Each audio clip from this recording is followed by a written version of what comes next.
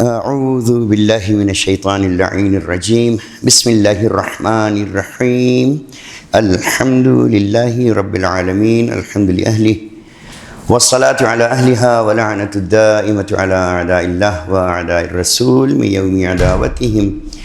الى قیام یوم الدین اما بعد لی خمسۃ اطفی بہم حر الوباء الحاتمہ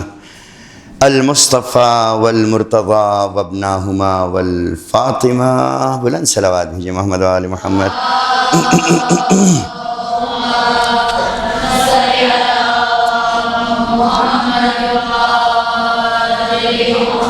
عجل فرجہم ولعنۃ الدائمۃ علی اعداء اللہ واعداء الرسول من یوم عداوتہم الی قیام یوم الدین رب اشرح لی صدری ویسر لی امری واحلل عقدۃ من لسانی یفقہوا قولی اما بعد فقد قال اللہ تبارک و تعالی فی حدیث القدسی بسم اللہ الرحمن الرحیم من طلبنی وجدنی ومن وجدنی احبنی ومن احبنی عشقنی ومن عشقنی عشقتہ ومن عشقتہ قتلتہ ومن قتلتہ وجب علی دیتہ فانا دیتہ. ایک صلوات اور بھیجیں محمد و آل محمد علیہ السلام پر.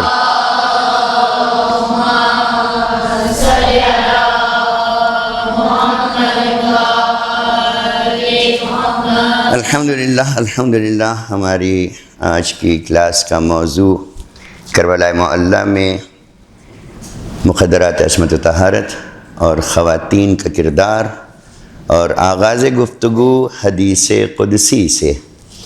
کہ وحدہ لا شریک جل جلالہ نے بہت سی وہ باتیں جن کا حکم یہ تھا کہ انہیں آیات قرآنی قرار نہ دیں، الگ سے جو باتیں کیں اپنے آخری نبی خاتم المرسلین رحمت للعالمین محمد مصطفیٰ صلی اللہ علیہ وآلہ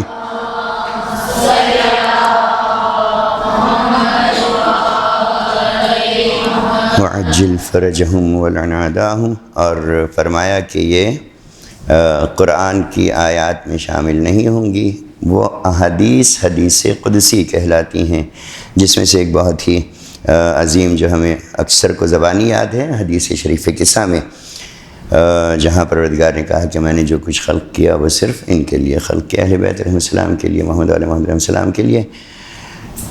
ہمارا سرنامہ کلام حدیث قدسی من طلبنی وجدنی، جل جلالہ نے اپنے آخری نبی سے کلام میں ہم تک پیغام پہنچایا کہ جو مجھ اللہ کو طلب کرتا ہے، چاہتا ہے، پکارتا ہے اور میری راہ پر چل پڑتا ہے اور مجھے تلاش کرتا ہے تو وہ مجھے موجود پاتا ہے. جس طریقے سے قرآن کریم نے کہا کہ ادعونی استجب لکم، مجھے پکارو میں تمہیں جواب دوں گا. من طلبنی وجدنی ومن وجدنی احبنی، ارشاد رب العزت ہے، اور جو مجھے موجود پاتا ہے، دیکھ لیتا ہے، مجھے حس کر لیتا ہے، محسوس کر لیتا ہے اور اپنے آپ کو میرے سامنے لے آتا ہے تو مجھ سے محبت کرتا ہے. جب کوئی مجھ سے محبت کرتا ہے تو میں اس سے محبت کرتا ہوں، جب وہ مجھ سے محبت کرتا ہے تو پھر مجھ سے عشق کرتا ہے. محبت سے اگلا درجہ عشق کا ہے، اور جب وہ مجھ سے عشق کرتا ہے تو پھر میں اللہ اس سے عشق کرتا ہوں، اور جب میں کسی سے عشق کرتا ہوں تو اس کو میں قتل کر دیتا ہوں. میں اسے اپنی بارگاہ میں ایک الگ طریقے سے بلا لیتا ہوں، اس کو اپنی بارگاہ میں ایک عام طور پر روح نکلنے کے جو مراحل ہیں اس سے ہٹ کر اپنی بارگاہ میں بلا لیتا ہوں. اور جب میں کسی کو قتل کر دیتا ہوں تو اس کی دیت مجھے اللہ پر واجب ہے، اور دیت میں اللہ خود اس کا ہو جاتا ہوں. حدیث قدسی اور اس کا معنی اور مفہوم سب سے بہترین اور سب سے اعلیٰ ترین اس حدیث کو سمجھنے کا مقام کربلا معلی ہے. کربلا معلی وہ عظیم ترین درسگاہ ہے کہ جس نے حتیٰ اس دور تک میں اپنے آپ کو اس طریقے سے پیش کیا کہ ہم دیکھتے ہیں کہ بہت سے غیر مسلم بھی کربلا معلی کو پڑھ کر، حاصل کر کے، اس کو دیکھ کر اور حق جو ہو جاتے ہیں، حق کو تلاش کرنے والے ہوتے ہیں اور حق پر آ جاتے ہیں اور بارگاہ رب میں اپنے آپ کو مکمل حاضر کر دیتے ہیں۔ کربلا معلیٰ میں خواتین کا کیا کردار رہا، خواتین نے کیا کیا، اور خواتین پر کربلا معلیٰ میں کیا گزری، اس کی تاریخ شروع ہوتی ہے بیت اقدس سے حضرت معصومہ کونین مخدومہ عالم صدیقہ کبریٰ جناب فاطمہ الزہراء سلام اللہ علیہا سے۔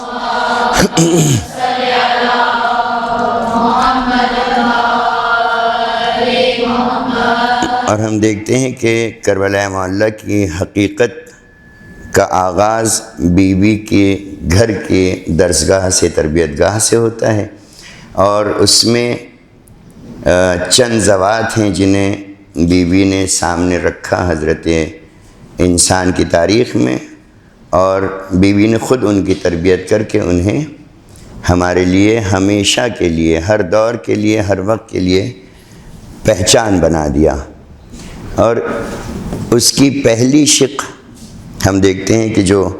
کربلا معلیٰ کے کرداروں میں سے ایک کردار ہے جہاں سے ابتدا ہوئی، حضرت بی بی ام ایمن سلام اللہ علیہا، صلی علی محمد و آل محمد عجل فرجہم۔ یہ بی بی اللہ کے آخری نبی کی کنیزوں میں تھیں، جاریہ تھیں، جاریہ وہی کنیز، اور حضرت بی بی صدیقہ کبریٰ سلام اللہ علیہ نے ان کو مدینے کے دربار میں گواہ کے عنوان سے پیش کیا تھا۔ انہوں نے شہادت دی، بیوی نے شہادت دی۔ اس کا مقصد بہت تفصیلی تھا۔ جو ظلم ہو چکے تھے، جو کربلا کا آغاز ہو چکا تھا رسول اللہ کی شہادت سے، ان کو زہر دے کر شہید کرنے سے، اور بیوی کے در پر آ کر گستاخ ہونے سے، اور پھر دربار میں بلائے جانے سے، تو پہلی گواہی بی بی ام ایمن سلام اللہ علیہ نے دی۔ یہ جاریہ تھیں، کنیز تھیں رسول اللہ کی، اور آپ نے بی بی سلام اللہ علیہ نے ان کو دربار مدینہ میں اس لیے پیش کیا کہ یہ وہ گواہ ہیں کہ جو کنیز ہیں، اور کنیز وراثت میں ملی ہے۔ تو وراثت کی بحث و ایک تفصیل بحث الگ سے، ہم اپنے موضوع سے نہ ہٹیں۔ بی بی ام ایمن رسول اللہ کے کنیز ہونے کے بعد، پھر رسول اللہ کی شہادت کے بعد حضرت بی بی صدیقہ کبریٰ سلام اللہ علیہ کی خدمت میں رہیں، اور پھر وہاں سے انہوں نے ان تمام مراحل کو طے کیا جو آخر میں آ کر کربلا سے منسلک ہوئے، یعنی جہاں گواہی دینا ہے، جہاں قوت کا اختیار ہے، قوت کا اظہار ہے، جہاں علوم کا اظہار ہے، جہاں عمل کا اظہار ہے، ان تمام کو بی بی ام ایمن پہلی خاتون جن کو ہم نے یہاں اپنے اس درس کے لیے معین کیا، اور یہ اپنے وقت کے ان تمام علوم پر حاوی تھیں۔ دیکھیے ہمارے ہاں اس وقت اگر ہم خود جمہوری پاکستان کو دیکھیں، جو جمہوری اسلامی پاکستان کہلاتا ہے، اس میں میرے اپنے کیا حقوق ہیں مجھے نہیں معلوم،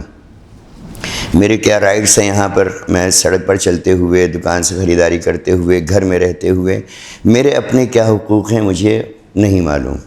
کسی دوسرے ملک میں جا رہا ہوں، وہاں میرے کیا حقوق ہیں مجھے نہیں معلوم۔ دین نے مجھے کیا حقوق دیے ہیں مجھے نہیں معلوم۔ دین پر میرے کیا حقوق ہیں مجھے نہیں معلوم۔ یہ معلوم نہ ہونا ہمارے مسلسل نقصان میں ہے۔ بیویوں نے بیت اقدس رسالت سے لے کر اور کربلا معلیٰ، پھر کربلا معلیٰ سے کوفہ، اور پھر شام، اور پھر واپس مدینہ منورہ تک تمام علوم کو حاصل کر کے، تمام اپنے رائٹس کو، اپنے حقوق کو حاصل کر کے ان کے تحت کلام کیا، یا ان کے تحت مظالم کو سہتے ہوئے اپنے آپ کو طاقتور رکھا۔ اس کی ایک بہت بڑی مثال اس وقت ہمارے رہبر معظم شہید اعلی اللہ مقامہ، جن کی ہم نماز جنازہ بھی دیکھ رہے ہیں، اور جن کے لیے ہم دیکھ رہے ہیں کہ غیر مسلم بھی ان کے کردار کی بنا پر ان سے قریب ہیں۔ اس کردار کو وہاں سے لیا گیا۔ بی بی ام ایمن پہلی خاتون، پھر بی بی کے بیت اقدس میں آنے والی خاتون، دوسری عظیم خاتون جو فضہ نوبیہ، حضرت بی بی فضہ سلام اللہ علیہا۔ بی بی فضہ نے دو روایات ہیں، مولانا آغا مہدی صاحب مرحوم علی مقامہ نے دونوں روایات کو لکھا اپنی کتاب میں، جو تاریخ بی بی فضہ دی، کہ یہ یا ہندوستان سے آئیں، اس کی بھی تاریخ لکھی، یا خود یہ حبش کی ملکہ ہیں، اور اس کی تفصیلی تاریخ لکھی۔ حبش کی ملکہ ہوتے ہوئے مدینہ منورہ آ کر اور چونکہ عشق معصومین علیہ السلام صرف پاک نفسوں پر، پاک ذاتوں پر اثر کرتا ہے. وہ افراد جو مثلاً خود اپنے اوپر اعتبار نہیں کرتے، خود اپنے اوپر علوم کا اور اعمال کا حصار نہیں کرتے، وہ کم ہی اس منزل پر آتے ہیں کہ وہ سچے خواب دیکھیں پھر اس خواب پر عمل کریں. حضرت ابراہیم علیہ السلام کے خوابوں سے لے کر ایک تفصیل. خواب کا ذکر اس لیے آیا کہ بی بی فضا کے لیے لکھا گیا. مولانا آغا مہدی صاحب مرحوم علی مقام ایک بڑے عظیم عالم، انہوں نے اپنی کتاب بی بی فضا میں لکھا کہ آپ نے خواب دیکھا شب میں کہ آپ مدینے گئی ہیں اور جناب زہرا سلام علیہ کی خادمہ ہوئیں اور پھر وہاں درجات پائے. تو اس خواب کے تحت آپ نے پھر اپنی تمام ملوکیت ہی کہیں گے ہم اس کو، بادشاہت کو ترک کیا اور مدینے آئیں. مدینے آ کر اس طریقے سے کربلا کی تیاری کی کہ تمام جو وقت کے علوم تھے ان کو اپنی حد تک حاصل کیا. ان علوم کے تحت جو اعمال کرنا ہے، یہ چیز ہم سمجھ لیں کہ تھیوری اور پریکٹیکل دونوں ساتھ ہونا چاہیے. صرف میرے پاس علم ہو بیکار ہے، صرف میرے پاس عمل ہو بیکار ہے. جب تک ہم علم اور عمل دونوں کو ساتھ لے کر نہیں چلیں گے، وہ بھی ایک ہی میں جملہ کہوں یونیورسٹی کا، ایک ہی جگہ کا علم اور عمل ہو. ایسا نہیں کہ ہم مثلاً ایک مثال دے رہا ہوں، کراچی یونیورسٹی میں جا کر ہم تھیوریکلی ایگزامز دیں اور پھر ڈا میڈیکل میں آ کے پریکٹیکل دیں اور پھر کہیں کہ ہمیں ہماری سند دے دو، نہیں ملے گی. جہاں کا پریکٹیکل وہیں کی تھیوری، جہاں کی تھیوری وہیں کا پریکٹیکل. آسان مثال اس کو سمجھنے کے لیے بی بی فضا سلام علیہ کی ذات سے، کہ جنہوں نے کربلا میں عظیم ترین اعمال کو انجام دیا اور اللہ کے نبی سے ان کے کہنے پر اپنی زندگی کو بڑھوایا کہ میں کربلا کے تمام امور میں ساتھ رہ کر اور پھر مدینہ آ کر اور شام میں جاؤں. وہ ایک تفصیل کہ خاتم المرسلین رحمت للعالمین محمد مصطفیٰ صلی اللہ علیہ وآلہ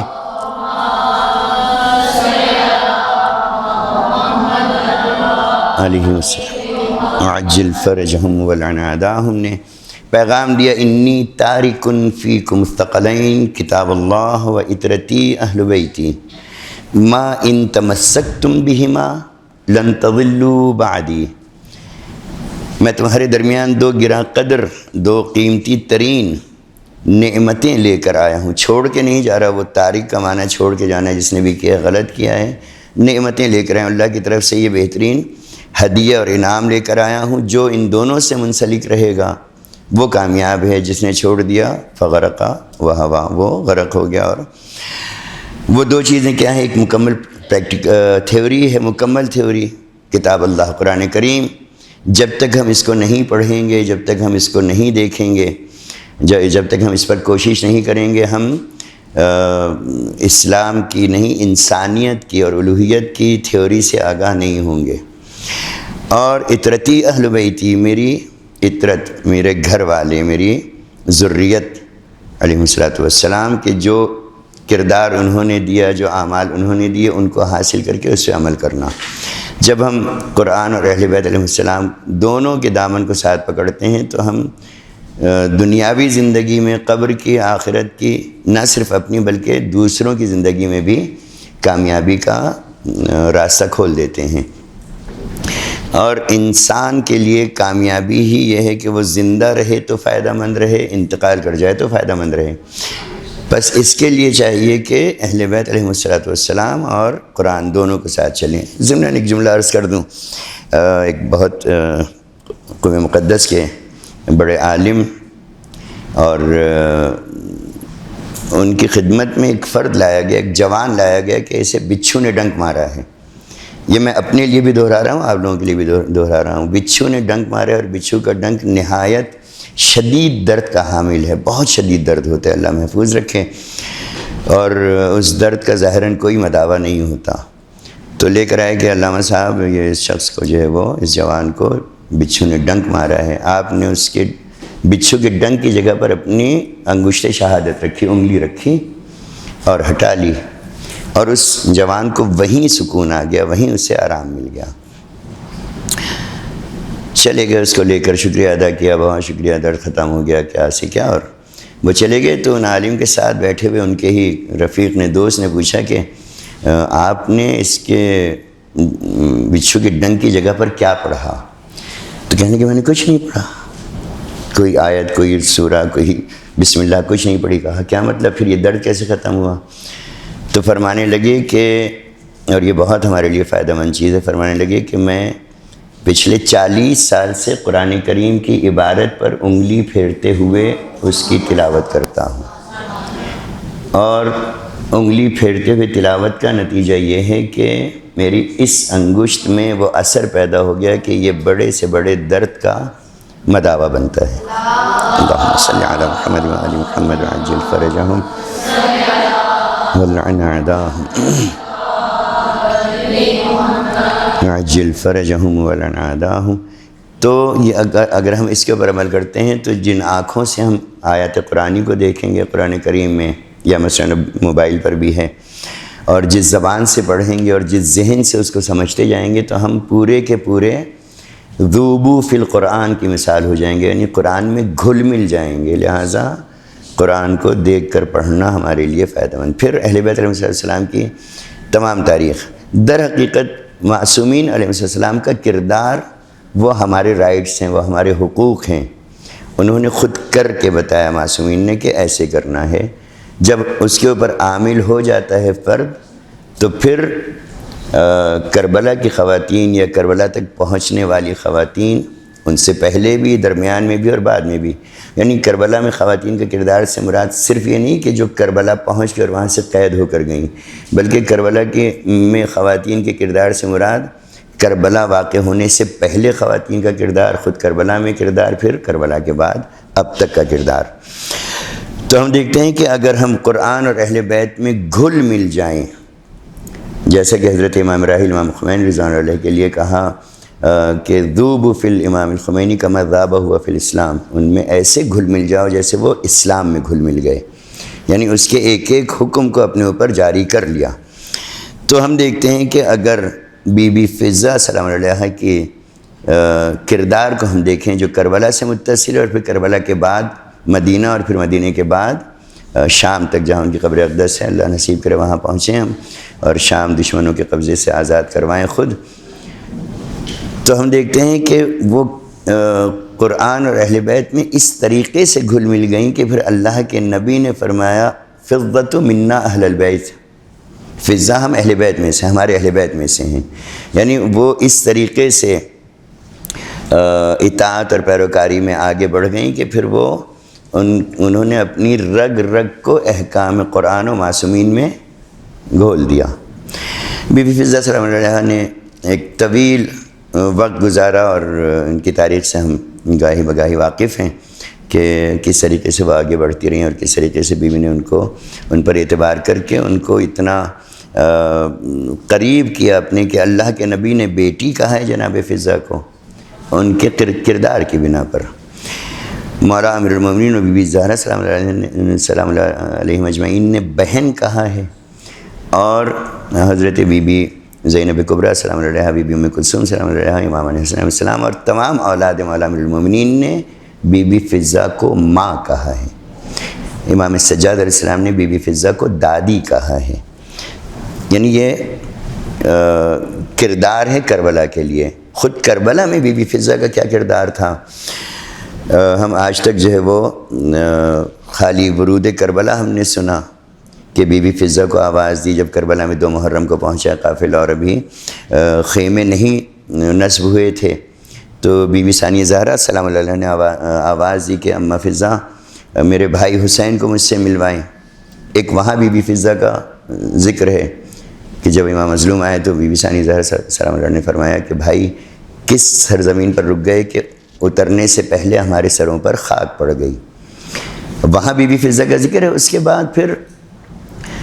حارث کو شیر کو آواز دینے میں، شیر فضہ جو کہلاتا ہے، حارث کو شام غریبہ کے بعد آواز دینے میں بی بی فضہ کا تذکرہ ہے، درمیان زندگی میں تذکرہ نہیں ہے۔ درمیان 2 محرم سے شام غریبہ تک بی بی کا کیا کردار تھا اس کا ذکر عموماً نہیں ہے۔ کہاں ملتا ہے، جب ہم پڑھیں گے تو آگے بڑھیں گے. جب ہم کسی ایک سبجیکٹ کو، کسی ایک موضوع کو لے کر اس میں بڑھنا شروع کریں گے تو ہمیں معلوم ہوگا. یہاں بی بی فضہ سلام علیہ کا کربلا پہنچنے کے بعد کردار کیا تھا؟ پہلی چیز وہ اس منزل پر تھیں کہ مظلوم کربلا سید الشہداء علیہ السلام نے کہا کہ اماں فضہ آپ کی 2 ذمہ داریاں، ایک میرے گھرانے اور میری بہنوں کا خیال رکھنا. جناب بی بی فضہ اس منزل پر تھیں کہ مظلوم کربلا نے انہیں معین کیا کہ میری بہنوں اور میرے خانوادے، میری زوجات کا خیال آپ رکھیں گی. معلوم ہے کہ وہ علوم اور اعمال کی اس منزل پر تھیں کہ وہ اہل تھیں کہ وہ مولا کائنات کی بیٹیوں کا اور مظلوم کے گھرانے کا دھیان رکھیں. اس کے بعد دوسری چیز فرمائی کہ اماں فضہ آپ کی ذمہ داری ہے، میرا سجاد، امام سجاد علیہ السلام مریض ہیں، ان کی تیمارداری آپ کے ذمہ ہے، تو میرے بیٹے کی تیمارداری آپ کریں گی. مظلوم کربلا جانتے تھے کہ امام سجاد علیہ السلام کا مریض ہونا بنا بر وجہ ہے کہ امامت باقی رہے، اور بی بی فضہ کو دوسری ذمہ داری دی حضرت امام سجاد علیہ السلام کی تیمارداری کی. ضمناً بیان کر دوں، موضوع آ گیا ہے تو، کہ حضرت بی بی فضہ کی 5 محرم کی جو وہاں کربلا معلیٰ میں تھیں، 5 محرم کی تاریخ میں ایک واقعہ حضرت میر انیس علیہ مقامہ نے اسے اپنے کلام میں لکھا، اور علامہ ضمیر اختر نقوی صاحب مرحوم علیہ مقامہ انتقال کر گئے. کیا تھے کیا نہیں تھے، میرے نزدیک انہوں نے بہت محنت کی حضرت میر انیس پر، اور ڈبل PhD کیا،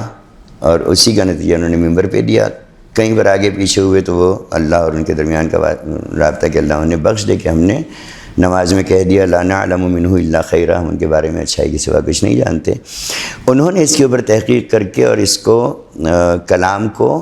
پہنچایا ہم تک. 5 محرم کو بی بی فضہ سلام علیہ خیمہ حضرت امام سجاد علیہ السلام میں ہیں، اور دشمن کے لشکر پہ لشکر آ رہے ہیں. بالروایت 9 لاکھ تک دشمن جمع ہوا تھا کربلا معلیٰ کی سرزمین پہ. حضرت امام علیہ السلام نے غش سے آنکھیں کھولیں اور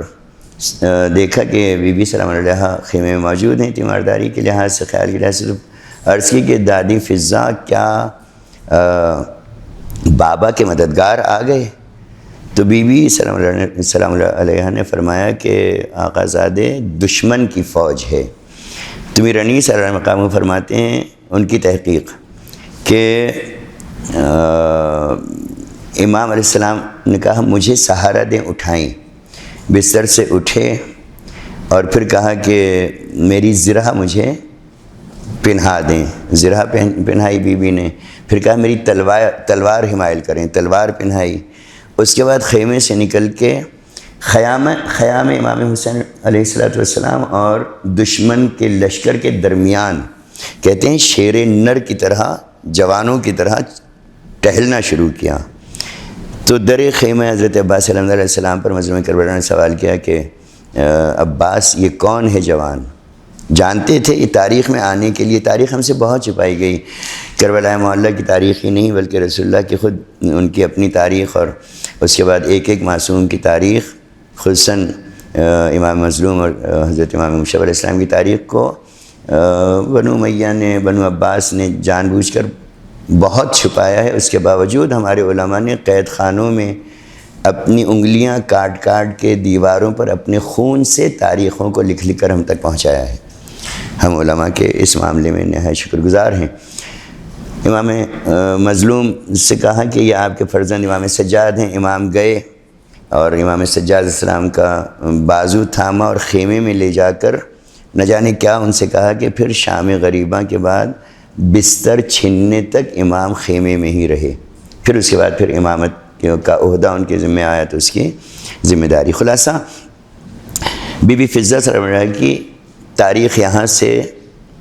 بی بی کے گھر سے خدمت گزاری سے شروع ہو کر کربلا، اور پھر کربلا سے چلتی ہوئی کوفے کی تمام تاریخ، کوفے کی تمام قید، پھر دوران سفر طویل ترین، سخت ترین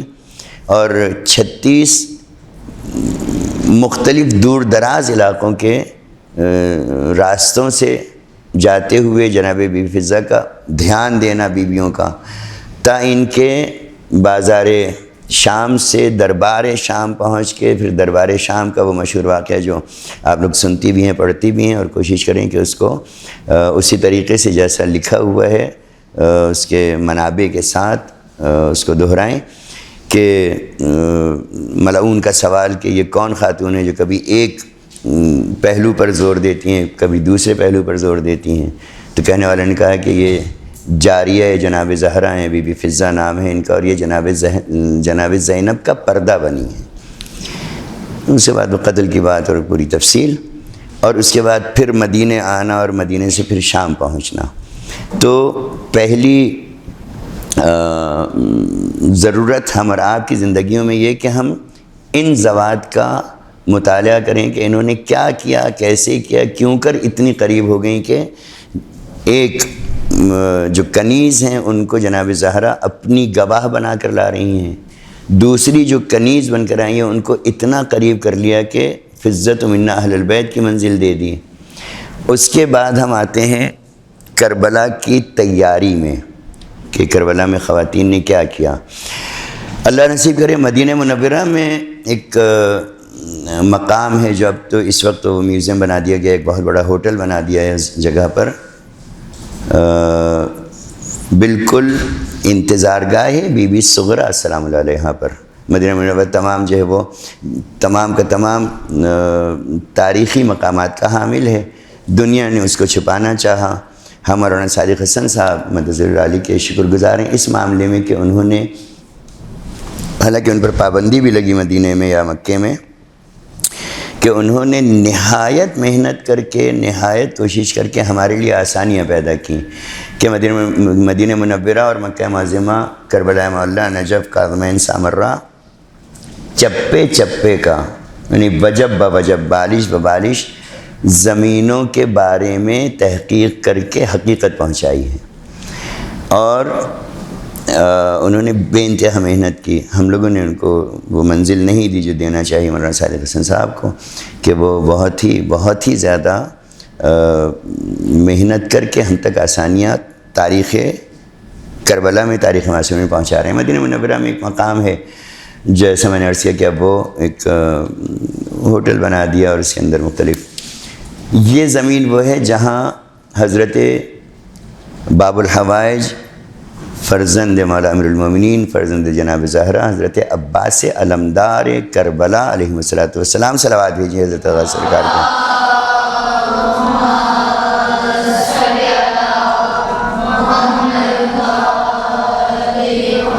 عجل فرجہم ولعن اعداہم،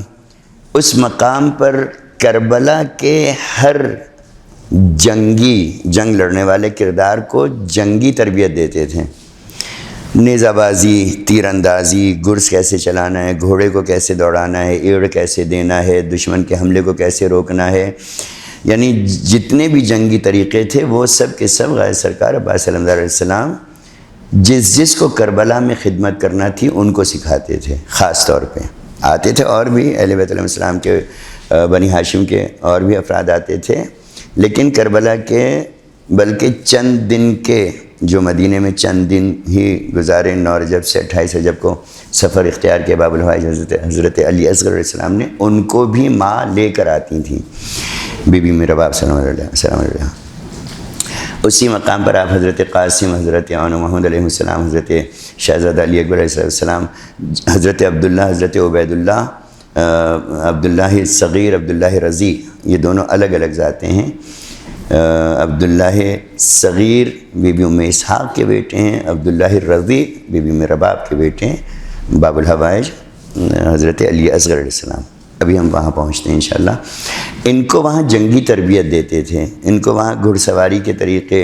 ان کو وہاں تیر اندازی، نیزہ بازی، دشمن سے مقابلے میں کس طریقے سے اپنے آپ کو بچانا ہے، کیسے اس کے حملے کا جواب دینا ہے، تمام چیزیں میں کہوں کہ 5 دن کے علی اصغر علیہ السلام سے لے کر اور 17 ساڑھے 17 سال کے حضرت شہزادہ علی اکبر علیہ السلام تک، تو مائیں ساتھ لے کر آتی تھیں اپنے بچوں کو، یعنی بی بی ام لیلہ سلام اللہ علیہا ہوں،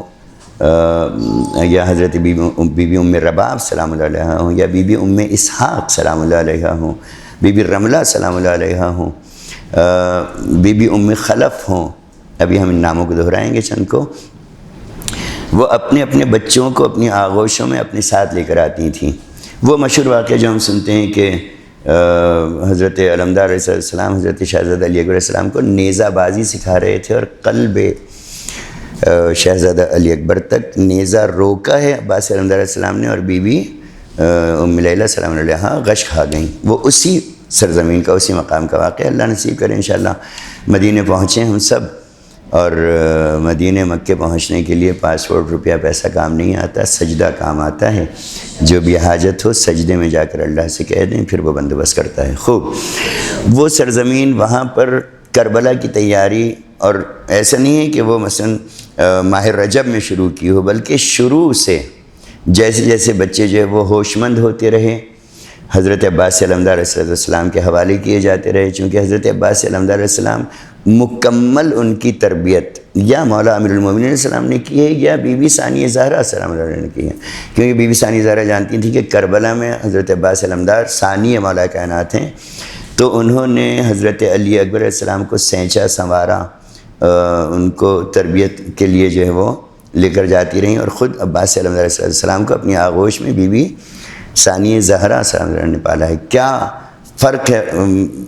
ہم کہتے ہیں ایج وائز کتنا ڈفرینس ہے، عمر میں کتنا فرق ہے حضرت غازی سرکار عباس علمدار اور بی بی ثانیہ زہرا میں۔ بی بی ثانیہ زہرا کا سن ولادت دیکھیں اور حضرت عباس علمدار کا سن ولادت، کتنے سال کا فرق ہے؟ 5۔ احسن، تم دوبارہ سوچیں، 5 ہجری اور 26 ہجری،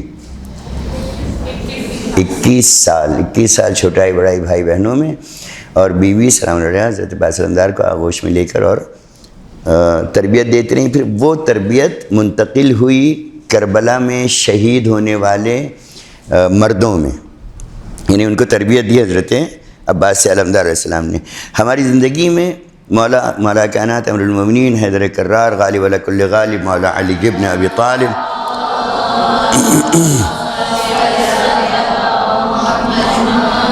علیہ السلام کا حکم شامل ہے، اپنے بچوں کو گھڑ سواری سکھاؤ، اپنے بچوں کو تیر اندازی سکھاؤ، اپنے بچوں کو پیراکی سکھاؤ، یعنی فائرنگ سکھاؤ، رائڈنگ سکھاؤ اور سوئمنگ سکھاؤ۔ تو پہلے ماں باپ کو آنا چاہیے، اور یہ چیز ذہن میں رہے کہ ہماری بیٹیاں، ہماری بہویں، ہماری مائیں، ہماری بہنیں، ان کو حق ہے کہ وہ ان امور میں شامل ہوں، نماز جنازہ میں شامل ہوں، غسل کفن جانتی ہوں، قبر میں اترنا جانتی ہوں، آپ عرض کریں کہ کسی بھی مریض کو ٹریٹ دینا جانتی ہوں، کہا جائے کہ دنیاوی تمام امور میں کسی بھی ایک خاص شعبے کو سیکھنا واجب ہے ہمارے لیے۔ کسی ایک شعبے کو جو ہمیں پسند ہے، وہ میڈیکل کا ہو، کہ وہ دنیا کی تمام شعبے میں سے کسی بھی شعبے کا ہو، جغرافیہ کا ہو، کچھ بھی ہو، تاکہ وقت کے وارث کے ظہور کے بعد انشاءاللہ، چونکہ ہم ان کے منتظر ہیں، قبروں سے اٹھائے جائیں گے، اگر ان کے ظہور سے پہلے انتقال ہوا تو ہم اس شعبے کو اختیار کر سکیں کہ مولا ہم یہ کام کرنا جانتے ہیں، ہمیں یہاں پر ٹھیک ہے۔ اس لیے پہلے کوئی ایک شعبہ جس کے اندر ہم بالکل ڈیپلی ڈاکٹر ادیب الحسن کی طرح بالکل گردوں تک پہنچ چکے ہوں، سیکھنا ضروری ہے۔ گھڑ سواری، پیراکی اور سوئمنگ، فائرنگ اور رائڈنگ، یہ سیکھنا ضروری ہے۔ بیویوں نے کربلا کے تیاری سے پہلے سے اپنی تیاریاں کی ہوئی تھیں، جو ہم جانتے ہیں کہ جنگ بدر میں، جنگ احد میں، جنگ خیبر میں، جنگ خندق میں، جنگ حنین میں، جتنی بھی جنگیں ہوئیں ان میں بیویاں خدمت گزار رہی ہیں، میدان جنگ میں جا کے زخمیوں کی اسٹیچنگ وغیرہ، زخمیوں کو سنبھالنا، اور آپ عرض کریں کہ ان کی تیمارداری وغیرہ، یعنی پہلے سے تیار۔ کربلا معلیٰ نے مدینہ منورہ سے تیاری کا جو آغاز کیا، تو اس میں بیویاں خود تیار تھیں، وہ جانتی تھیں کہ گھڑ سواری کیا ہے، وہ جانتی تھیں کہ نیزہ بازی کیا ہے۔ ابھی میں ملک سے باہر تھا، وہاں مجھ سے سوال ہوا جب ہم نے یہ موضوع تھا ہمارا نماز غسل کفن، نماز جنازہ، تابوت کا اٹھانا، آپ عرض کریں کہ تلقین کا لکھا جانا، شہادت نامے کا لکھا جانا، تلقین کا پڑھا جانا، قبر میں اتارنا، قبر کے اوپر انگلیوں کو گاڑ کے فاتحہ پڑھنا، ان تمام کا وجوہات کیا ہیں؟ تو مجھ سے میری اپنی بچی نے سوال کیا کہ ہم تو یہ سب کچھ نہیں کر سکتے کہ ہم جو ہے تابوت کو کندھا دیں، ہم تو نہیں کر سکتے کہ ہم نماز جنازہ میں کھڑے ہوں، یہ ہم لوگوں نے پابندیاں لگائی ہوئی ہیں، ورنہ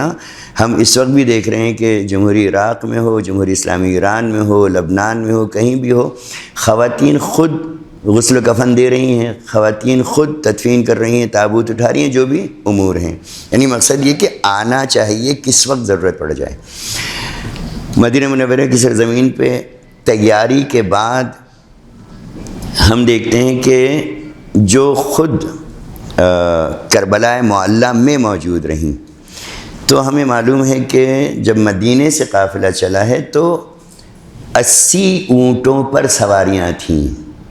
80 اونٹوں پر کیا تھے؟ ہودج تھے، اونٹوں پر کیا تھے؟ اماریاں تھیں۔ یہ اماریاں اور ہودج خواتین کے لیے بنتے ہیں، مرد حضرات گھوڑوں پر سینہ سپر ہوتے ہیں۔ تو 80 اونٹوں پہ اہل بیت اطہار علیہ السلام و خدرات عصمت بھی موجود تھیں، مولا امیر المومنین کی زوجات موجود تھیں، مولا امام حسن علیہ السلام کی زوجات موجود تھیں، مولا امام حسین علیہ السلام کی زوجات موجود تھیں، اولادیں موجود تھیں، اور یہ قافلہ چلتے چلتے ایک طویل سفر 28 رجب سے لے کر 2 محرم تک کا طویل سفر طے کرتا ہوا جب کربلا معلیٰ وارد ہوا ہے تو یہ سب کے سب موجود تھے، اور بروایت 64 بچے کربلا سے شام تک راستے میں ان کی قبور مطہر ہیں، بہت سے ہیں اب بھی لبنان وغیرہ میں، میں خود مشرف ہوا 3 مولا مظلوم کربلا کی 3 بیٹیوں سے کی قبور پر جو ہے میں خود حاضر ہوا، جو لبنان میں ہیں جا کر، اور شام میں داخلے کا جو راستہ ہے اس پر ہم نے قبور دیکھی جہاں بی بی زینب صلی اللہ علیہ وسلم نے سلام کیا ہے حضرت حجر ابن عدی علیہ السلام کو، بڑی تفصیل ہے وہ، ہم اپنے موضوع پر رہیں، وہاں یہ نشانیاں موجود ہیں۔ کربلا معلیٰ کے عصر عاشور کے بعد 11 محرم کو جو اسیر کی گئیں خواتین، ان میں 25 مشہور خواتین ہیں، 25 مشہور خواتین۔ ہم دیکھتے ہیں کہ مدینہ منورہ میں نہ صرف اس کی تربیت ہوئی کہ کربلا کے لیے کون کون جائے گا، بلکہ ان کی بھی تربیت ہوئی جو کربلا والوں کی خدمت کریں گی۔ مثلا پہلی بی بی کوفے کے بازار میں جب پہنچا قافلہ اور پتھراؤ ہوا اور کھجوریں اور روٹیاں پھینکی گئیں، تو اس وقت ایک بی بی نکلیں اپنے گھر سے، متمول تھیں، ثروت مند تھیں، کھاتی پیتی خاتون تھیں، اور وہ غریبوں کو خود کھانا بانٹتی تھیں، خود جا کے کھانا کھلاتی تھیں۔ تو ان کی روایت ہے، نام ان کا تاریخ میں واضح نہیں ہے، لیکن یہ واقعہ باقاعدہ واضح ہے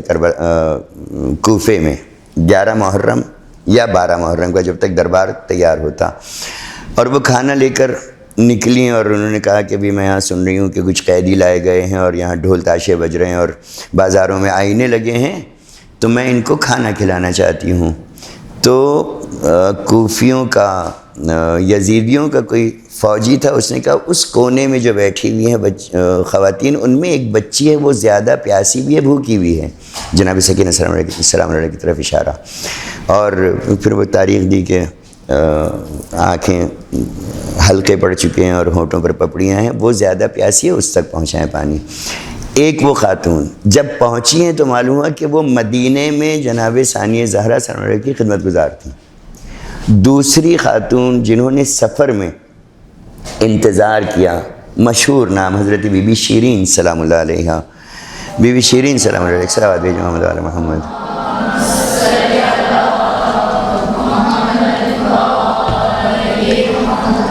جنہوں نے انتظار کیا اور مظلوم کربلا نے اپنا وعدہ پورا کیا، لیکن سر اقدس کس طریقے سے گیا وہ ہم نے دیکھا۔ کربلا معلیٰ پہنچنے والی خواتین میں جو مشہور خواتین ہیں، جو 11 محرم کو نہایت بے دردانہ اور نہایت بے رحمانہ اور بہیمانہ طریقے سے قید کر کے بے کجاوا اونٹوں پر، یعنی ایسے اونٹوں پر جن پر چادر بھی نہیں تھی، ان اونٹوں کے اوپر سوار کیا گیا، ان میں پہلی ذات حضرت بی بی ثانیہ زہرا سلام اللہ علیہا، ان کی بہن بی بی ام کلثوم سلام اللہ علیہا، دین دنیا آخرت کی سب سے زیادہ جبل صبر یعنی صبر کا پہاڑ، شیر دل، یعنی وہ خاتون کے جو ایک ہی وقت میں تمام رسالت کی بھی نگہبان ہیں، تمام امامت کی بھی نگہبان، ایک ہی وقت میں تمام عصمت کی بھی نگہبان ہیں، تمام طہارت کی بھی نگہبان، اور اس سفر میں کل امامت کی حفاظت کرتے ہوئے مدینے تک واپس لے کر آنے والی خاتون بی بی زینب سلام اللہ علیہ، بہت سلام اللہ علیہ۔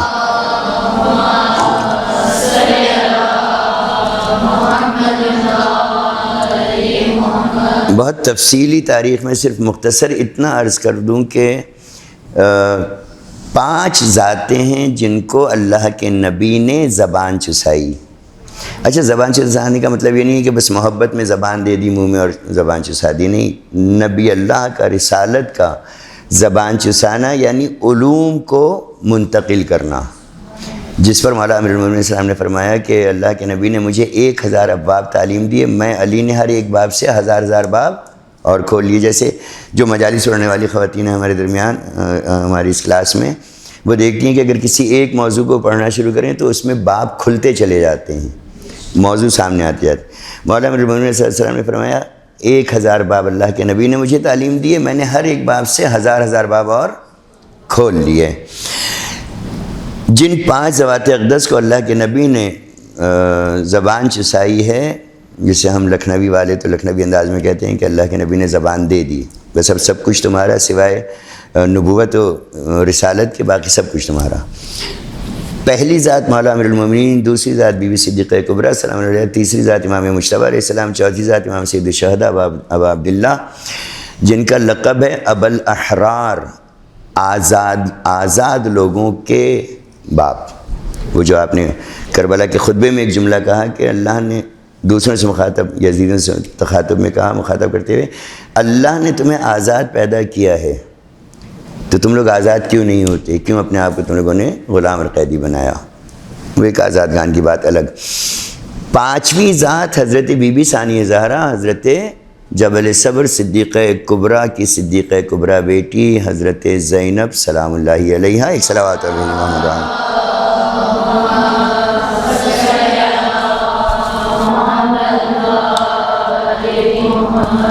اور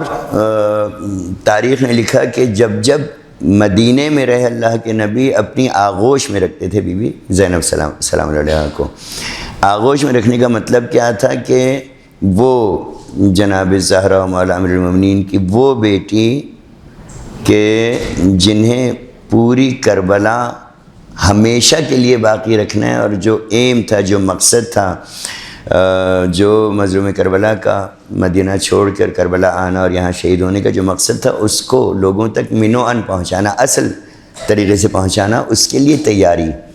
تو آغوش رسالت، جب مدینے میں رہتے تھے اللہ کے آخری نبی، آغوش میں بی بی ثانیہ زہرا سلام علیہ کو رکھتے تھے۔ کیا مطلب؟ اس کی تشریح یہ کی علماء اعلام نے کہ جب آیت نازل ہوئی اور آغوش میں بی بی ہیں تو سب سے پہلے رسول اللہ سے آیت سننے والی ذات جناب زینب سلام علیہ، پھر اللہ کے نبی کا اس آیت کو پہنچانا اور تشریح کرنا، اس میں اقتصادیات کیا ہیں، معاشرت کیا ہے، معاشیت کیا ہے، احکام اسلام کیا ہیں، احکام قرآن کیا ہیں، اور احکام انسانیت کیا ہیں، ان تمام کو جہاں جہاں پہنچایا۔ جنگ کیسے کرنا ہے، جنگ پہ کب جانا ہے، جنگ میں کیا طریقہ کرنا ہے، جنگ کو صلح تک کیسے لے کر آنا ہے، صلح کو جنگ تک کیسے لے کر جانا ہے۔ خلاصہ جتنے احکام قرآن کریم دیتا رہا ان 5 سالوں میں جو آپ نے آغوش رسالت میں گزارے، 6 ہجری سے 11 ہجری تک، 5 ہجری سے 11 ہجری تک، وہ تمام کے تمام احکام آغوش رسالت میں بی بی نے حاصل کر لیے تھے۔ یہ وجہ تھی کہ کربلا معلیٰ کو عصر عاشور کے بعد، شام غریبہ کے بعد بنام جناب زینب سلام اللہ علیہا پہچانا جا رہا ہے، اور جو بی بی کے کردار سے منسلک رہا۔ دیکھیے ایک جملہ کہا ہے بی بی نے، صبح 11 میں محرم، 11 محرم کو آپ نے فرمایا کہ اے اللہ ہم قید ہو کے کوفہ جا رہے ہیں، کوفے کا کوئی فرد ہمیں پہچان نہ لے۔ یہ جملہ ہے تاریخ میں، پڑھنے والے پڑھتے ہیں اس کو۔ بی بی کو کوفے میں کون پہچانتا ہے؟ بی بی وہ ذات ہیں کہ جو کنیزوں کے جھرمٹ کے بغیر کبھی گھر سے نہیں نکلی، یعنی ان پر سورج کی دھوپ بھی نہیں پڑی تھی، ان کا سایہ زمین پر نہیں پڑا تھا، وہ اس طریقے سے مکمل پردے میں نکلتی تھیں۔ پھر آپ کا یہ جملہ کہ کوفے میں کوئی پہچان نہ لے، جب ہم نے اس جملے کی طرف تحقیق کی کہ کیا جملہ کیوں کہا بی بی نے، تو معلوم ہوا کہ وہ 5 سال جو مولا امیر المومنین نے کوفے کو دارالخلافہ بنا کر اور وہاں سے مذہب حق کی تبلیغ کی ہے، وہاں سے دین حق پہنچایا، 5 سال مولا امیر المومنین السلام کوفے میں رہے، کوفے میں ہی شہادت ہوئی۔ اس کوفے کی عورتیں اپنے بھائی، شوہر، بیٹے، باپ، ان سے کہتی تھیں کہ مولا ابوالحسن علیہ السلام سے اجازت لیں کہ ہم بی بی ثانیہ زہرا سلام علیہ کے درس قرآن میں جائیں۔ معلوم ہوا کہ بی بی نے 5 سال وہاں درس قرآن دیا ہے، بی بی نے پڑھایا ہے، معلمہ، عالمہ غیر معلمہ بی بی کا لقب ہے، فہیمہ غیر مفہمہ بی بی کا لقب ہے۔ تو آپ 5 سال آپ نے کوفے میں درس دیا ہے قرآن کا۔ اسی میں کا ایک واقعہ یہ ہے کہ مولا امیر المومنین علیہ السلام آئے رات میں عشاء کی نماز کے بعد بیت اقدس میں آئے، تو بی بی نے بسم اللہ کی تفسیر پوچھی تھی، تو بی بی کو مولا کائنات علیہ السلام نے تمام شب حتیٰ تا وقت نماز شب بسم اللہ کی تفسیر بی بی کو مولا کائنات نے دہرائی ہے۔ خوب، کربلا محلہ کی پہلی عظیم ترین ذات جس نے تمام رسالت و امامت کا بہترین دفاع کیا، شدید ترین ظلم اپنی آنکھوں سے دیکھنے کے باوجود اپنے 18 بھائیوں کو، ہم کہتے ہیں 18 بنی ہاشم کربلا میں شہید ہوئے۔ یہ بنی ہاشم کون تھے؟ ان 18 بنی ہاشم میں خود مولا کائنات علیہ السلام کے بیٹے، جس میں 4 تو حضرت عباس علیہ السلام کے 3 بھائی ہیں۔ قیدیوں میں جانے والی خواتین جو اپنے بیٹوں کے ساتھ آئیں 25 مشہور خواتین ہیں، اور پھر ان سے ہٹ کر وہ خواتین ہیں کہ جو یا تو راہ چلتے مولا امام مظلوم علیہ السلام کے بلاوے پر عیسائیت مذہب کو چھوڑ کر مسلمان ہو کے شریک جنگ ہوئی، ماں بھی اور بیٹے بھی۔ بی بی ام وہب بہترین نام ہے ہمارے پاس، اور وہب کی زوجہ کے 17 دن پہلے شادی ہوئی تھی، عیسائی مذہب پر تھا، خیمہ دوران سفر مقام ثعلبیہ پر کربلا سے دور خیمہ لگایا، اس نے شادی کر کے چلا تھا، 17 دن ہوئے تھے، ماں بھی ساتھ تھی، بیوی بھی ساتھ تھی، خیمہ لگایا، پانی ختم ہو گیا، چلے گئے پانی لینے کے لیے وہب، اور اس وقت امام مظلوم کا قافلہ وہاں پہنچا، تو امام خود گئے خیمہ وہب میں اور وہاں سوال کیا کہ آپ لوگ یہاں کیوں ٹھہرے ہیں اور وہب کہاں ہے؟ تو وہب کی ماں نے کہا کہ وہ تو پانی لینے گیا ہوا، یہاں پانی ختم ہو گیا ہے۔ تو امام نے اس مقام ثعلبیہ پر ابھی موجود ہے اعجاز سے چشمہ جاری کیا پانی کا، اور پھر کہا کہ وہب آئے تو اس سے کہہ دینا کہ میں حسین ابن علی علیہ السلام آیا تھا، دعوت دی۔ پھر یہ آئے امام مظلوم کے پاس، ایمان قبول کیا، اپنی زوجہ سے کہا کہ میں تجھے آزاد کرتا ہوں، تم نوبیاہتا ہو، نئی دلہن ہو، جاؤ تم واپس چلی جاؤ مکہ معظمہ آئے کہ کہاں، اور میں تمہیں آزاد کرتا ہوں۔ تو اس نے دیکھیے یہ اس لیے کہا کہ وہ نسل پاک ہونا چاہیے، اصل ہونا چاہیے۔ تو اس کی زوجہ نے کہا کہ یہ کیا بات ہوگی کہ اب جب دین دنیا آخرت میں کامیابی کا موقع ہے تو مجھے چھوڑ رہے ہو، میں تمہارے ساتھ جاؤں گی، اشہد ان لا الہ الا اللہ اشہد ان محمد رسول اللہ۔ اس نے پورا کلمہ پڑھ کے اپنے ایمان کا اظہار کیا۔ ام وہب نے اپنے ایمان کا اظہار کیا، وہ خاتون کے جن کا کردار کربلا میں یہ تھا کہ جب حضرت وہب کو شہید کر دیا تو اس وقت شمر ملعون نے کہا کہ اس کی ماں سامنے کھڑی ہوئی ہے، اس کے سامنے اس کی گردن کاٹو تاکہ اس کے اوپر اثر پڑے۔ حضرت وہاب کی گردن جدا کی، کہا کہ اب ان کے جسم کو بلند کرو۔ اب آپ تصور کر سکتے ہیں کہ کربلا میں جسم بلند کرنے کا طریقہ کیا ہوگا۔ نیزوں پر جسم کو اٹھایا کہ اس کے اوپر اثر پڑے، اور سر کو پھینک دیا حضرت ام وہاب کی طرف۔ تو انہوں نے واپس سر کو پلٹاتے ہوئے کہا کہ جو صدقہ کر دیا وہ صدقہ کر دیا، اور اپنی تمام طاقتوں کو لے کر پھر ایک چوب، ایک لکڑی لے کر اور خود حملہ ور ہوئیں، اور وہاں انہوں نے اس وعدے کو نبھایا۔ زوجہ نے کہا تھا کہ میں ساتھ جنت جاؤں گی، انہوں نے، جو روایت کہہ رہی ہے علامہ دربندی نے لکھی،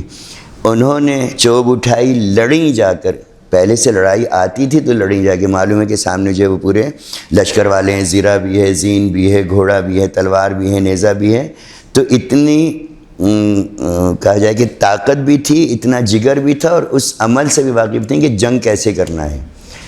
تو زوجہ بھی لڑیں جو وہاں شہید ہوئیں پہلی، زوجہ وہب، اور ام وہب انہوں نے حملہ کیا، وہ بھی وہیں پر شہید ہوئیں۔ یہ ایک روایت باقاعدہ علامہ دربندی سے چل رہی ہے۔ دوسری کربلا سے پہلے کی حضرت حبیب ابن مظاہر علیہ السلام، صلوات بھیجیے محمد وآل محمد۔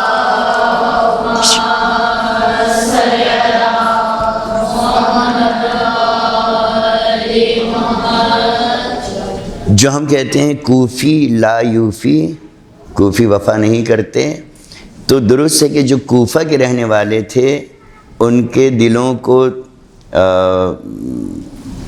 بنو امیہ نے، بنو عباس نے، دشمنان نے اتنا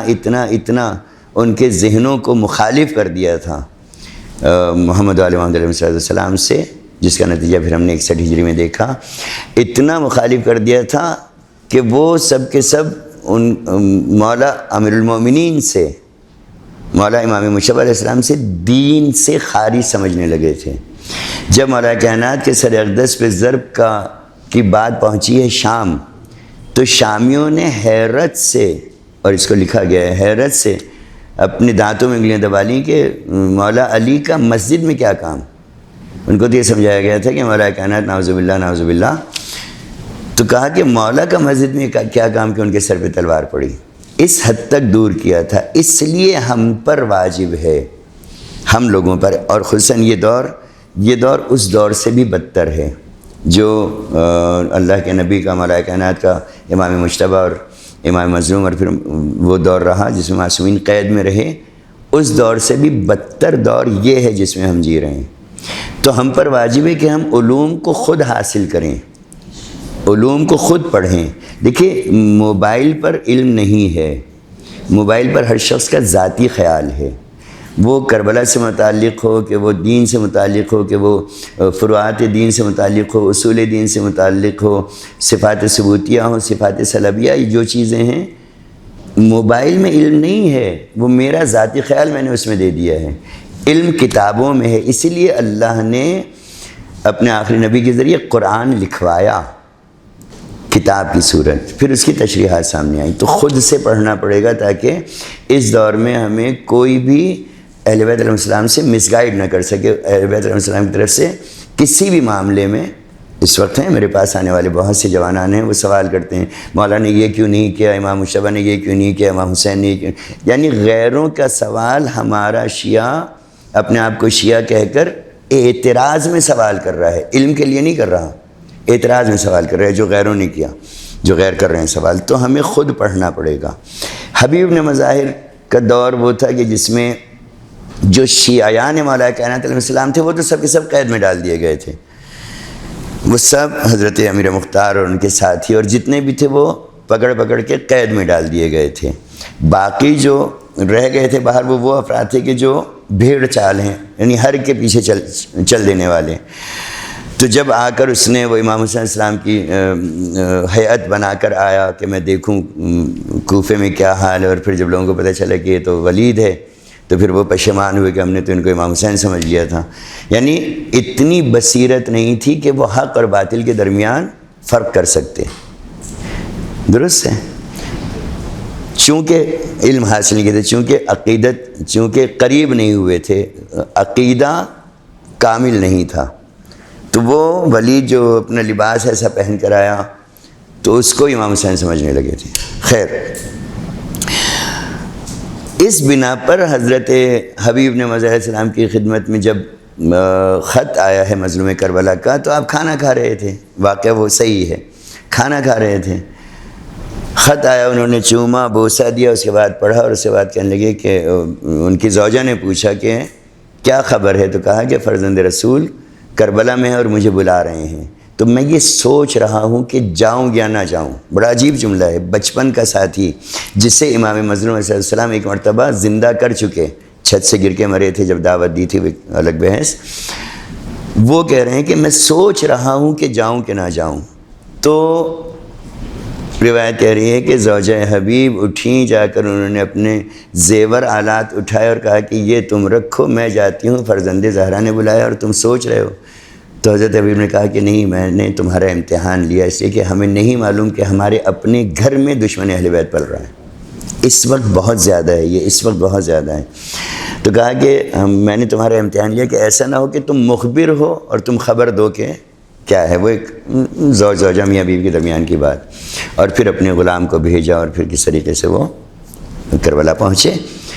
تو دوسری ذات حضرت حبیب علیہ السلام کی زوجہ۔ اس کے بعد ہم دیکھتے ہیں کہ کربلا میں جنہوں نے جنگ کی، جو جنگ کس انداز میں کی کہ انہوں نے بچوں کو سنوار کر بھیجا۔ وہ شام غریبہ کی شب عاشور کی تاریخ آپ لوگوں کے ذہن میں ہے، پڑھتے ہیں، سنتے ہیں۔ شب عاشور مظلوم کربلا جب خیموں کے گرد گھوم رہے تھے تو کیا گزری اس وقت، آدھی رات کے بعد، تو کہا کہ حضرت عباس علمدار علیہ السلام کا بازو تھاما اور خیام حسینی کے تلایا ان کے درمیان میں اور گرد گھومنا شروع کیا۔ ایک خیمے سے کچھ آواز آ رہی ہے، دوسرے خیمے سے کچھ آواز آ رہی ہے، تیسرے خیمے سے کچھ آواز آ رہی ہے۔ موضوع ہے یہ ذہن میں، کیا کیا سنا حضرت امام مظلوم نے؟ ایک خیمے سے آواز آ رہی تھی، اونو محمد تمہیں بہت چاؤ سے اور بہت محبت سے پالا ہے، لکھایا، پڑھایا اور علم دیا ہے تاکہ کربلا میں تم میرے بھائی کا صدقہ بنو، اور تم جانتے ہو کہ تم میں سے ایک کو عبداللہ نے، بی بی زینب کے شوہر حضرت عون کے والد عبداللہ نے مکے میں کہا کہ یہ اگر بھائی پر مشکل وقت آئے تو یہ میری طرف سے صدقہ کیجیے گا، اور محمد تم میری طرف سے صدقہ ہو۔ یہ موضوع ہے آپ لوگوں کے ذہن میں؟ ہاں، کہیں سخت تو نہیں ہو گیا موضوع بہت؟ مولا مظلوم کربلا نے یہ جملے سنے، پھر دوسرے خیمے تک پہنچے، وہاں الگ بحث تھی، قاسم یوں سے یوں اس طریقے سے، پھر تیسرے خیمے میں الگ بحث، پھر چوتھے خیمے میں الگ بحث، پھر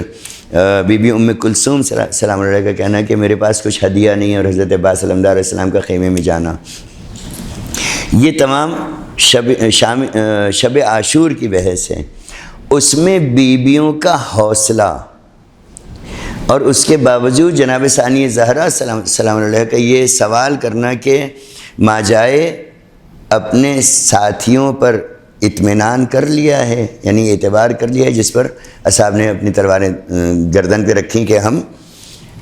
بیوی جو ہیں وہ ہمارا امتحان چاہتی ہیں، معلوم کرنا چاہتی ہیں کہ ہم امام حسین کے لیے حاضر ہیں یا نہیں۔ شب میں بچوں کو آمادہ کرنا، شب میں تمام خیام کی خواتین کا خود آمادہ ہونا۔ عورت امامت نہیں کر سکتی، لیکن عورت اپنی جگہ پر مجتہدہ ہو سکتی ہے، تمام مسائل جان سکتی ہے۔ بہترین مثال ہمارے پاس اس دور میں، اگر ہم اجتہاد کی بات کریں، ایک مجتہد کامل کی بات کریں، تو بہترین مثال ہمارے پاس اس دور میں موجود ہے۔ حضرت دیکھیے، نام میرے ذہن سے نکل گیا اس وقت، آمنہ بنت الہدا، اس دور کی وہ خاتون جو اپنے وقت کی بہترین، طاقتور ترین اور عالمہ کامل، اس دور کے لحاظ سے عالمہ کامل ترین خاتون تھی، جن کو صدام نے یہ کہہ کر مارا تھا کہ میں یزید کی طرح بیوقوف نہیں ہوں کہ بھائی کو مار دوں اور بہن کو چھوڑ دوں. تو بھی آمنہ بنت الہدیٰ کو قتل کیا تھا. خوب علوم کی انتہا پر پہنچی ہوئی. لیکن جنگ کے دوسرے رخ کے لحاظ سے خواتین سب سے بہترین طاقت رکھتی ہیں. جنگ کا دوسرا لحاظ کیا ہے, دوسرا حصہ کیا ہے؟ ایک ہے باقاعدہ جنگ کرنا, تیر و تلوار تبر سے, کلاشنکوف سے, ٹی ٹی سے, توپ سے اور ہیلی کاپٹر سے. اور دوسرا ہے جو جنگ کے نتیجے میں مصیبت آ رہی ہے اس میں اپنے آپ کو طاقتور رکھنا. اس کی بہترین مثال ہمیں اس وقت مل رہی ہے, بالخصوص ہم دیکھتے ہیں تو مقبوضہ فلسطین میں. جب فلسطین کی تاریخ ہم اٹھاتے ہیں تو اس میں آج بھی اس وقت بھی وہ خواتین ہیں کہ جن کا سب کچھ کٹ چکا ہے, مر چکا ہے, تمام ان کے مرد حضرات قتل ہو گئے ہیں, تمام ان کا مال و اسباب لٹ چکا ہے, وہ پھر بھی اپنی جگہ پر موجود ہیں. اہل سنت ہیں, شیعہ نہیں ہیں, لیکن تشیع کا ساتھ ہے ان کا. فلسطین میں جو سب سے زیادہ طاقت استعمال ہوئی سید مقاومت کی یا رہبر معظم کی طرف سے یا قاسم سلیمانی کی طرف سے, ان کی طرف سے جو ان لوگوں کی مدد کی گئی, ان لوگوں کو حوصلہ دیا گیا کہ سید حسن نصر اللہ سید مقاومت نے پچھلی 36 دن کی جنگ کے بعد جتنے لٹے پٹے خاندان تھے اس میں کوئی انہوں نے مذہب کا خیال نہیں رکھا تھا کہ یہ شیعہ ہے کہ سنی ہے کہ عیسائی کہ کیا ہے. سب کو حوصلہ دیا, ان کی تعمیرات کے لیے رقومات دیں, ان کی جا کے خود خبرگیری کرتے رہے, جس کا نتیجہ یہ ہے کہ ان کی زوات کو دیکھ کے یہ اس وقت کی مقبوضہ فلسطین کی خاتون نماز جماعت میں بھی کھڑی ہو رہی ہیں, وہی اپنے گھر کے ملبے پر خود بھوکی رہ کے بچوں کے لیے کچھ بھی کر کے کھانے کا بندوبست کر رہی ہیں. بہت زیادہ سخت ہے. لبنان کے ان علاقوں میں جہاں پر حملہ ہو رہا ہے, جہاں پر دشمن جو ہے وہ کل بھی اس نے پیش قدمی کی ہے کافی, وہاں کی خواتین وہ طاقتور خواتین ہیں. جب ان سے پوچھا جاتا ہے, انٹرویور کس طریقے سے پہنچ جاتے ہیں, انٹرویو لیتے ہیں, تو میں نے خود سنا ہے انٹرویو میں ویڈیو پر, کہا کہ آپ کے پاس اتنی طاقت کہاں سے آئی؟ بچے آپ کے سامنے قتل کر دیے گئے, مرد آپ کے سارے قتل ہو گئے, آپ کا گھر آپ کے سامنے ڈیمالش کر دیا, آپ پھر بھی ان امور کو انجام دے رہی ہیں, طاقت کہاں سے آئی؟ تو وہ یہ کہتی ہیں کہ ہمیں کربلا پتہ چلی ہے, ہم نے کربلا سنی ہے. آج کی عورت, آج اس دور کی عورت جو سارے ظلم سہ رہی ہے, تو اس کربلا کی خواتین نے دنیا میں اپنی اس جنگ سے کہ دشمن نے سب کچھ ختم کر دیا, گھر جلا دیے, سب کچھ کر دیا, پھر بھی وہ اپنے کہا جائے کہ اپنے ایم پر, اپنے مقصد پر باقی ہیں. ظلم ہو رہا ہے, زنجیروں میں باندھا جا رہا ہے, رسیوں میں باندھا جا رہا ہے, لیکن ان کی زبان پر کلمہ حق موجود ہے. اسے سیکھنا ہوگا. وہ 25 خواتین جو کربلا میں اسیر ہوئیں, جو کربلا میں گرفتار کی گئیں, اب پوری 25 خواتین تو میں نہیں دہرا سکوں گا اس وقت. 25 خواتین میں پہلی 2 خواتین حضرت بی بی ثانیہ زہرا سلام اللہ علیہا اور بی بی ام کلثوم سلام اللہ علیہا. بی بی ام کلثوم کے لیے تاریخ نے بہت ذہنوں کو منتشر کیا ہے. بی بی ام کلثوم مولا کائنات کی وہ بیٹی ہیں جن کی شان میں یہ گستاخی کی ہے کہ کسی نے ان سے شادی کی, جبکہ ممکن نہیں ہے. بی بی ام کلثوم کی عمر مبارک مدینہ منورہ اور پھر کوفہ میں آ کر اور پھر کربلا میں, اور وہ جس سے منسوب کیا جا رہا ہے کہ ام کلثوم, بی بی ام کلثوم فلانے نے شادی کی, فلانا داماد ہے. بی بی کی عمر 3 اور 4 سال ہے اور اس کی عمر 54 سال ہے, 56 سال. ممکن نہیں ہے کہ اتنا بڑا فرق ہو اور مولا کائنات اپنی 4 سال کی بیٹی بیاہ دیں. یہ صرف الزامات لگائے گئے ہیں لوگوں کے ذہنوں کو منتشر کرنے کے لیے. بی بی ام کلثوم سلام علیہا مولا کائنات کی وہ بیٹی جو کربلا میں قید ہوئیں, بی بی زینب سلام علیہا سے چھوٹی عمر کے لحاظ سے, یعنی مولا امام حسین علیہ السلام کی یہ 2 بھائی 2 بہنیں ہیں اگر ہم اس طریقے سے دیکھیں. امام حسن امام حسین علیہ السلام, بی بی زینب و حضرت بی بی ام کلثوم, اور پھر حضرت محسن کی شہادت, حضرت محسن کا سبت ہونا, تو وہ سب سے چھوٹی بہن ہیں. اور ان کا جو بھی وہ سلسلہ ازدواج کا کیا گیا وہ سب صرف دھوکہ ہے، جھوٹ ہے۔ ممکن ہی نہیں ہے کہ 3 سال کی 4 سال کی بچی کا ایک 54 سال کے بڈھے سے شادی کر دی جائے، ناممکن ہے۔ وہ صرف بنو امیہ بنو عباس کی ریشہ دوانیاں ہیں۔ بی بی ام کلثوم صلی اللہ علیہ وسلم کے کچھ خطبات ہمیں ملتے ہیں جو بازار کوفہ میں دیا، دربار کوفہ میں دیا، قید میں دیا، اور پھر جا کر دربار یزید میں۔ بی بی زینب صلی اللہ علیہ وسلم وہ عظیم ترین خاتون کی جن کے اوپر پوری کربلا یکمشت شام غریبہ کے بعد پوری کربلا بی بی زینب پر آ گئی۔ ایک ہی وقت میں آپ مولا امام حسین علیہ السلام کا کردار بھی آپ نے ادا کیا، مولا غازی سرکار عباس علمدار علیہ السلام کا بھی کردار ادا کیا۔ اس کے بعد دوران سفر امام سجاد علیہ السلام کو سنبھالتی ہوئی چلی کہ دربار کوفہ میں جب ملاؤن نے کہا ہے کہ یہ علی کیسے بچ گیا، اس کو قتل کر دو، تو بی بی نے اپنے آپ کو جناب حضرت امام سجاد علیہ السلام پر گرا کر کہا کہ اگر اس آخری مرد کو بھی قتل کرنا چاہتے تو پہلے مجھے قتل کرو۔ تو کہنے والے نے کہا کہ میں نے ایسا عشق، ایسی محبت نہیں دیکھی، اور چھوڑ دو اس کو کہ یہ قافلے کو لے کر جائے۔ وہ ایک تفصیل دربار کی، طاقت کا مظاہرہ، جنگ کا مظاہرہ۔ ہم دیکھتے ہیں کہ کربلا میں اسیر ہونے والی خواتین میں ایک خاتون جو زوجہ ہیں مظلوم کربلا سید الشہداء علیہ السلام کی، بی بی ام اسحاق، جو بیٹی ہیں طلحہ ابن عبید اللہ کی۔ انہی ام اسحاق کو ام الحق بھی کہا گیا۔ شام کے شہر حلب میں اونچائی پر جو ایک وہ مقام جہاں سر اقدس امام مظلوم رکھا گیا، پھر اس سے ذرا سا آگے جا کے پھر اونچائی پر ایک بکس بہت بڑا بنا ہوا ہے، ابھی باقی ہے وہ، اور اس میں قبر ایک بہت چھوٹی سی ہے۔ بی بی ام اسحاق کے بطن میں شہید ہونے والے محسن ثانی کہلاتے ہیں وہ، شام میں ان کی وہ قبر بنائی گئی ہے وہاں، مولا مظلوم کربلا کی زوجہ بی بی ام اسحاق۔ اگر ہم سب کو جمع کریں، بی بی شیرین کو، بی بی ام ایمن کو، بی بی فضہ کو، اور اس کے بعد پھر آ کر ام وہب کو اور زوجہ وہب کو لیتے ہوئے، تو اس لحاظ سے ترتیب میں ہمارے پاس جو ہے وہ 8واں نمبر آ رہا ہے بی بی ام اسحاق، 7واں نمبر آ رہا ہے بی بی ام اسحاق کا۔ وہیں اسیر ہونے والی خواتین میں دوسری بی بی جن کا نام ہے بی بی آمنہ سکینہ، ان کے والد کا نام تاریخ میں نہیں مل رہا۔ یہ مولا امام مظلوم علیہ السلام کی زوجہ کے عنوان سے پہچانوائی گئی ہیں، آمنہ سکینہ۔ ان کے والد کا نام نہیں ہے، البتہ تاریخ یہ کہہ رہی ہے کہ ممکن ہے جاریہ ہوں، کنیز ہوں، امام حسین علیہ السلام کی کنیز ہوں،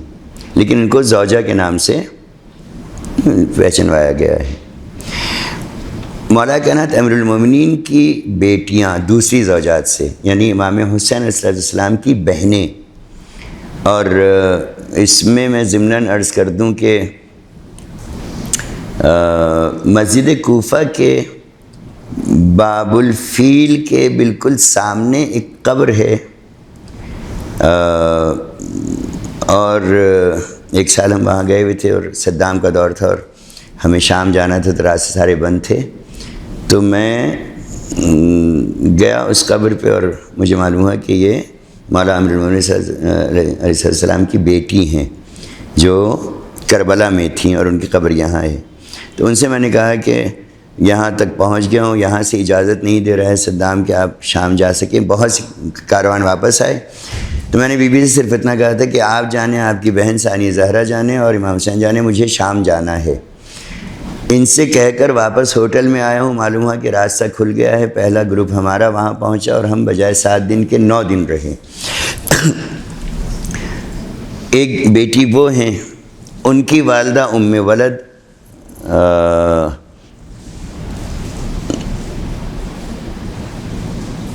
جو کربلا میں گرفتار ہوئیں،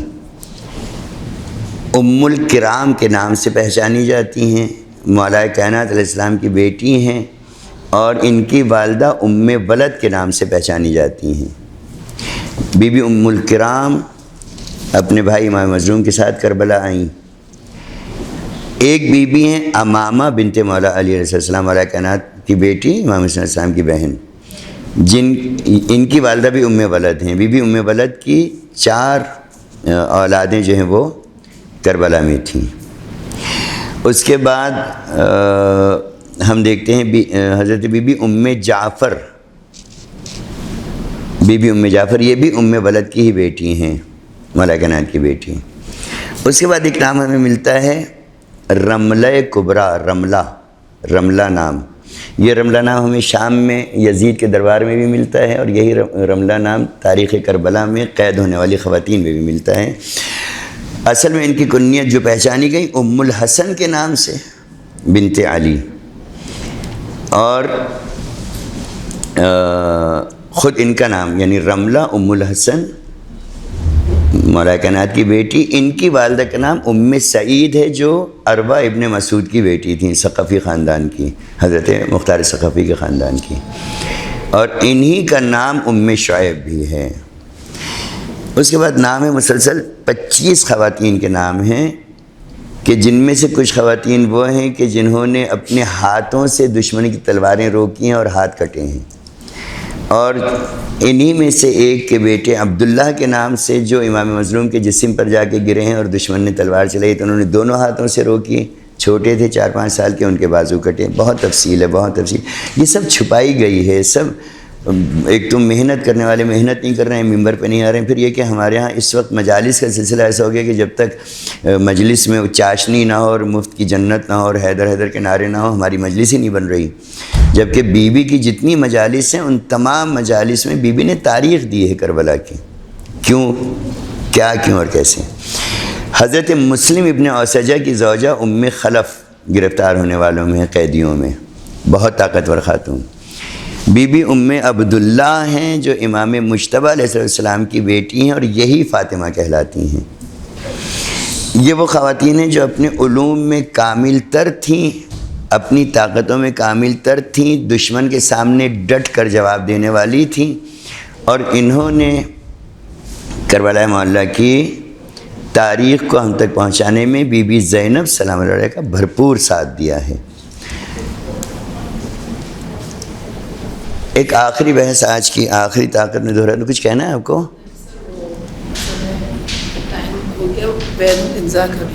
اچھا، مجھے تو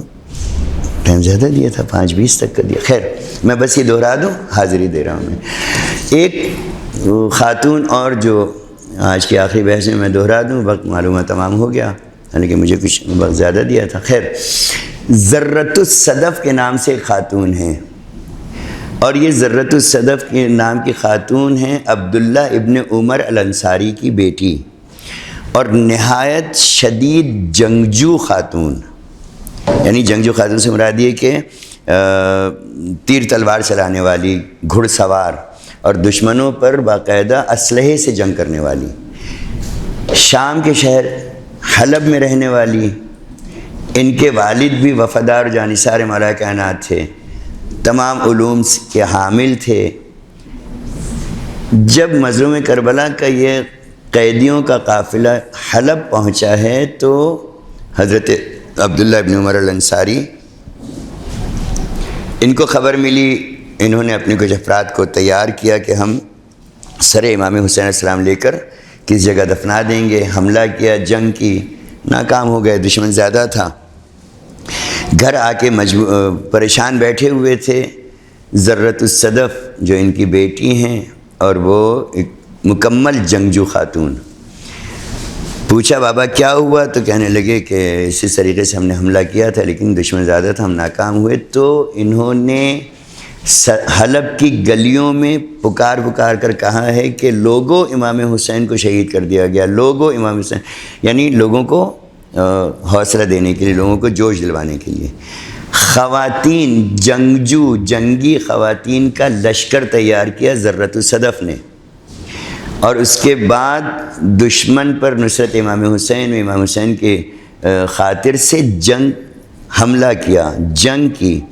اور کئی یزیدیوں کو واصل جہنم کیا، قتل کیا، لیکن سر ان کے ہاتھ نہیں آ سکا، اور پھر دشمن نے اپنی طاقتوں کو پھر جمع کر کے جب ان پر کیا ہے تو حملہ کیا، تو یہ اپنی چند ساتھیوں سمیت ذرۃ الصدف، صدف کا ذرہ، بنت عبداللہ ابن عمر، پھر یہ شہید ہوئیں اور وہیں پر ان کی قبر ہے۔ اور انہوں نے باقاعدہ حلب میں جنگ کر کے، یعنی گھوڑے پر سوار ہو کے اپنے لشکر کو، خواتین کے لشکر کو تیار کر کے، اور تلواریں اور نیزے اور گرز اور تمام طریقے۔ اس تمام آج کی کلاس کا مقصد کیا تھا؟ کربلا کی خواتین کے بارے میں جاننے کی وجہ کیا تھی، مقصد کیا تھا؟ تو مقصد صرف اور صرف یہ ہے کہ تیاری کریں، ہم سب تیاری کریں، امام زمان کے لشکر میں کس کو کیا کام کرنا ہے، کس کو کیا ڈیوٹی دینا ہے، امام نے کس کے لیے کیا سوچ کر رکھا ہے کہ امام کس کو کہاں پہنچائیں گے، اور اگر امام کوئی جگہ ہمیں نہیں دے رہے تو ہم ان سے کہیں کہ ہمیں یہ کام آتا ہے، ہم یہ کام کر سکتے ہیں۔ اس کے لیے علوم کی تیاری کریں، اپنی تاریخ کو سمجھیں، اپنے بڑوں کی تاریخ کو سمجھیں، کربلا کی تاریخ کو سمجھیں، اور وہاں کے علوم اور وہاں کے اعمال کو حاصل کریں۔ ربنا تقبل منا انك انت السميع العليم وتب علينا انك انت التواب الرحيم اللهم كن لوليك الحجة ابن الحسن صلواتك عليه وعلى آبائه في هذه الساعة وفي كل ساعة وليا وحافظا وقائدا وناصرا ودليلا وعينا حتى تسكنه أرضك طوعا وتمتعه فيها طويلا يا رب الحسين بحق الحسين اشف صدر الحسين بظهور الحجة إنك على كل شيء قدير تاجيل ظهور صاحب الأمر إمام الزمان بلند صلوات